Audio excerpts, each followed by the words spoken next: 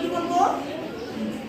Dear sir and madam, now I am representing my assignment. এখন আমি আমার পাঠ উপস্থাপনা করছি অথবা অ্যাসাইনমেন্ট উপস্থাপনা করছি। এবার আমি এবার টপিকের নাম বলবো, অ্যাসাইনমেন্টের নাম বলবো, তাই না?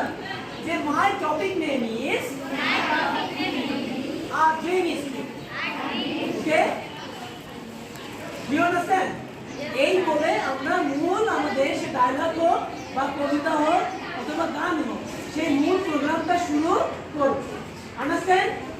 আবার আমার কবিতা আবৃত্তি অথবা অ্যাসাইনমেন্ট উপস্থাপনা শেষ, লাস্টে কি বলবো? বলো দ্যাটস ওয়াল